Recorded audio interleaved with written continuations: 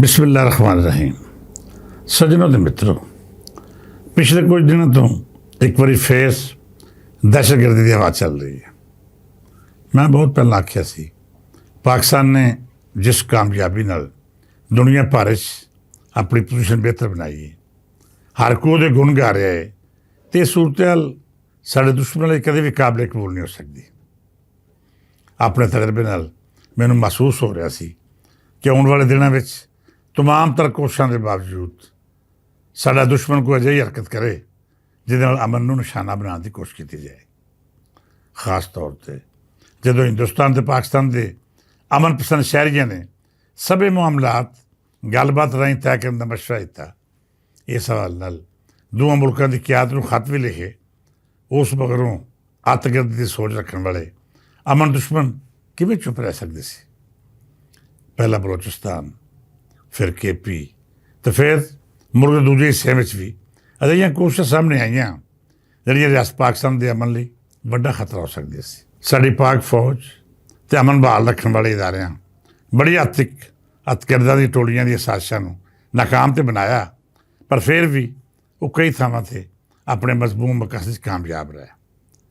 ਪਿਛਲੇ ਕੁਝ ਦਿਨਾਂ ਦੇ ਵਿੱਚ 3 ਵੱਡੇ ਵਾਕਿਆਤ ਪੇਸ਼ ਆਏ ਨੇ ਜਿਨ੍ਹਾਂ ਕਾਰਨ ਖਾਰਜੀ ਅਤੇ ਜਨਮੀ ਦਹਿਸ਼ਤਗਰਦਾਂ ਨੇ ਮੁਖਤਲਿਫ ਥਾਵਾਂ ਉੱਤੇ ਹਮਲੇ ਕਰਕੇ ਇਹ ਸਾਬਤ ਕਰਨ ਦੀ ਕੋਸ਼ਿਸ਼ ਕੀਤੀ ਕਿ ਉਹ ਪਾਕਿਸਤਾਨ ਦਾ ਅਮਨ ਤਬਾਹ ਕਰਨ ਦੀ ਸਲਾਹੀਅਤ ਰੱਖਦੇ ਨੇ। 3 ਮੁਖਤਲਿਫ ਵਾਕਿਆਤ ਵਿੱਚ ISPR ਦੇ ਮੁਤਾਬਕ 42 ਸ਼ਹਾਦਤਾਂ ਹੋਈਆਂ, ਜਦਕਿ 54 ਦਹਿਸ਼ਤਗਰਦਾਂ ਨੂੰ ਜਨਮ ਰਸੀਦ ਕਰਤਾ ਗਿਆ। ਇਹਨਾਂ ਸ਼ਹਾਦਤਾਂ ਵਿੱਚ ਪਾਕ ਫੌਜ ਦੇ ਜਵਾਨ ਵੀ ਸਨ ਅਤੇ ਆਮ ਸਿਵਲ ਸ਼ਹਿਰੀ ਵੀ, ਜਿਨ੍ਹਾਂ ਦਾ ਕਿਸੇ ਵੀ ਤਰ੍ਹਾਂ ਦੀ ਲੜਾਈ ਨਾਲ ਕੋਈ ਤਾਲੁਕ ਨਹੀਂ ਸੀ। ਮੈਂ ਇਹ ਗੱਲ ਵਾਜ਼ਿਹ ਕਰਦੇ ਜਾਵਾਂ ਕਿ ਪਹਿਲਾ ਹਮਲਾ ਆਮ ਤੌਰ 'ਤੇ ਦਹਿਸ਼ਤਗਰਦ ਕਰਦੇ ਨੇ। ਇਸ ਵਿਚਕਾਰ ਉਹ ਲੋਕ ਜਿਹੜੇ ਮੁਕਾਬਲੇ ਲਈ ਤਿਆਰ ਨਹੀਂ ਹੁੰਦੇ ਜਾਂ ਫਿਰ ਨਾਤੇ ਹੁੰਦੇ ਨੇ, ਉਹਨਾਂ ਦਾ ਨੁਕਸਾਨ ਜ਼ਿਆਦਾ ਹੁੰਦਾ ਹੈ। ਜਦੋਂ ਸਿਕਿਉਰਿਟੀ ਫੋਰਸਿਸ ਮੋਰਚੇ ਨੱਪਦੀਆਂ ਨੇ ਤਾਂ ਫਿਰ ਦਹਿਸ਼ਤਗਰਦਾਂ ਨੂੰ ਜਨਮ ਹਾਸਲ ਕਰਨਾ ਮੁਸ਼ਕਿਲ ਨਹੀਂ ਰਹਿੰਦਾ।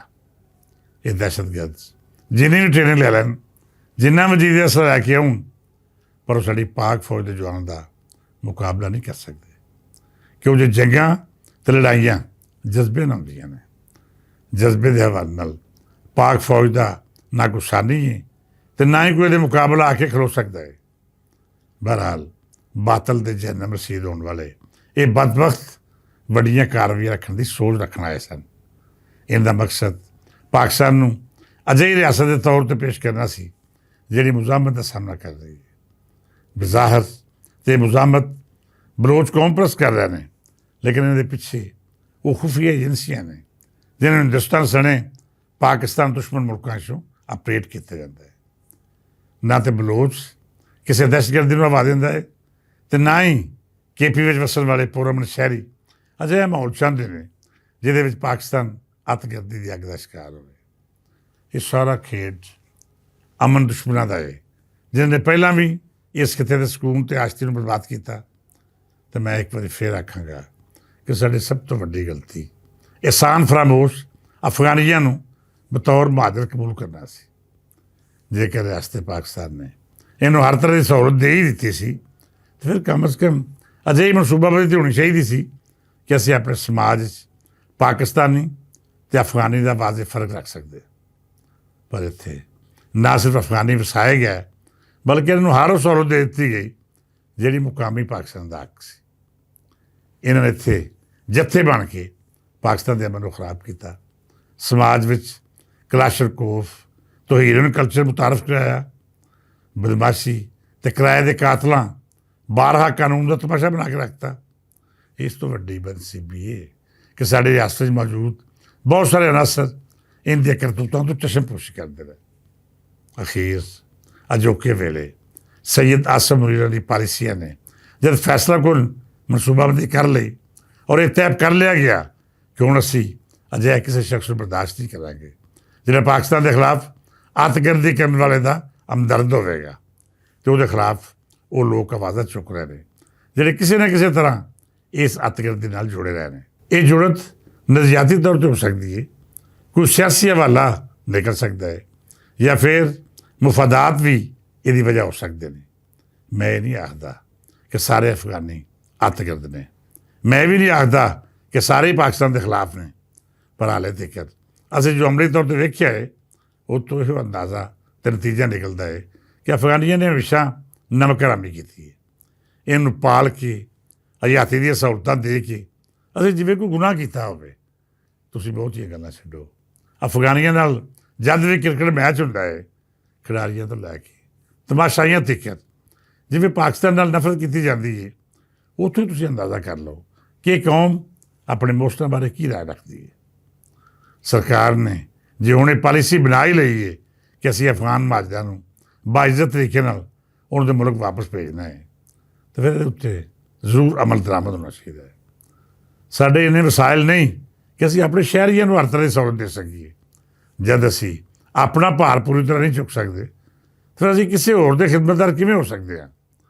ਫਿਰ ਖਿਦਮਤ ਦਾ ਤਕਾਜ਼ਾ ਵੀ ਉਹ ਕਰਦੇ ਨੇ ਜਿਹੜੇ ਖਾ ਪੀ ਕੇ ਉਸੇ ਉੱਤੇ ਭੌਂਕਦੇ ਨੇ ਜਿਹੜਾ ਰੋਟੀ ਟੁੱਕਰ ਅਤੇ ਆਪਣੇ ਦਸਤਖਾਨ ਉੱਤੇ ਇਹਨੂੰ ਆਪਣੇ ਨਾਲ ਬਿਠਾਉਂਦਾ ਹੈ।